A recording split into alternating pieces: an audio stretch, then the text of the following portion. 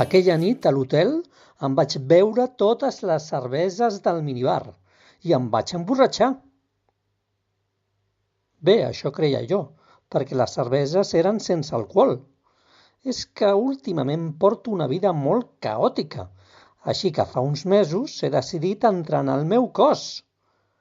Així que faig judo, competicions de parxís, hípica, natació, tornejos de hula hoop i una mica d'esgrima. Igual penseu que aquest reguitzell d'activitats és també un caos, però us diré que des de que fa uns anys vaig rebre una herència multimilionària, faig el que em dóna la gana, menys treballar, i em costa organitzar-me.